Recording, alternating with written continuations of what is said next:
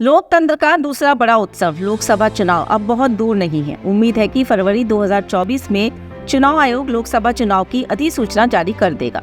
विधानसभा चुनाव से अजमेर की जनता ने 8 से 7 सीटों पर भाजपा उम्मीदवारों के पक्ष में मत देकर अपना नजरिया ही बता दिया। अब सवाल उठता है कि क्या आगामी 3-4 माह में देश भर में होने वाले लोकसभा चुनाव में भी अजमेर की जनता का यही रूप बना रहेगा?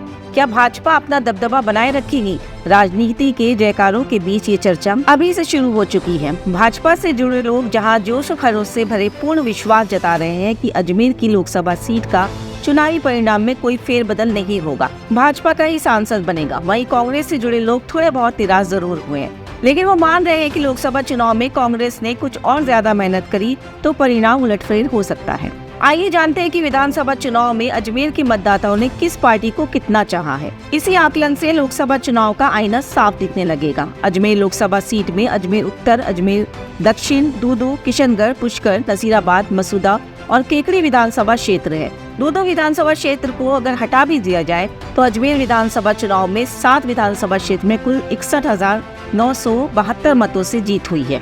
दूदू में भाजपा को 35,783 वोटों से विजयी प्राप्त हुई है।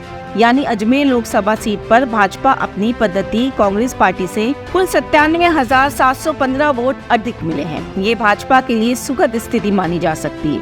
अगले 3-4 माह में देश में केंद्र को उन अनेक निर्णय भाजपा के लिए निर्णायक होंगे जिनका असर अजमेर पर भी पड़ना स्वाभाविक है। सबसे महत्वपूर्ण राम मंदिर प्राण प्रतिष्ठा और उसके बाद रामनवमी का त्योहार ऐसे अवसर हैं जब भाजपा इसकी राजनीतिक रूप से पूरा लाभ उठाएगी। राज्य में पेट्रोल डीजल का रेट कम कर कीमतों में 6 से 8 रुपए की कमी करके आम जनता को राहत दे सकती है। मोदी सरकार आम बजट में युवाओं के लिए रोजगार के नए अवसर, महिलाओं के लिए नौकरी और किसानों के लिए लोक लुभावनी घोषणाएं, महिलाओं के लिए निजी और सरकारी क्षेत्र में 33% आरक्षण दिए जाने की सीधी घोषणा कर आम जनता के मतों को अपनी ओर करने का पूरा प्रयास करेगी।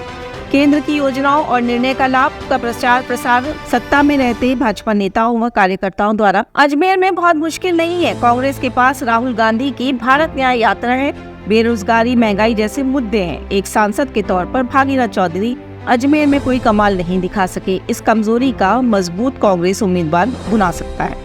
फिलहाल चुनाव नतीजे के परिप्रेक्ष्य में कांग्रेस की स्थिति कमजोर जरूर है, लेकिन इतनी भी नहीं कि भाजपा आसानी से गढ़ जीत ले। अजमेर उत्तर, अजमेर दक्षिण, नसीराबाद में जहां 5,000 से भी कम मतों से भाजपा जीती है, वहीं केकड़ी में 7,500 मतों का अंतर है। इस तरह से 8 में से 4 जगहों पर भाजपा को कांग्रेस से कड़ी टक्कर मिली है और भाग्यवश जीती है। ब्यावर विधानसभा क्षेत्र को छोड़ दें क्योंकि अजमेर लोकसभा क्षेत्र में ब्यावर की जगह दूदू शामिल किया गया है। अजमेर क्षेत्र में कांग्रेस को 57,03,243 वोट मिले हैं।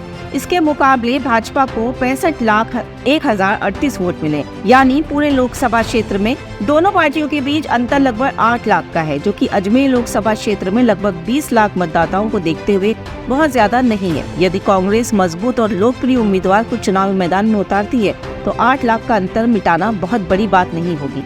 अजमेर से निर्वाचित सांसद भागीरथ चौधरी को किशनगढ़ विधानसभा चुनाव में तीसरा स्थान मिला है, इसलिए भाजपा को भी मजबूत और लोकप्रिय उम्मीदवार की दरकार होगी। जाहिर है भाजपा उम्मीदवार को चुनाव संघ की पृष्ठभूमि से ही होगा।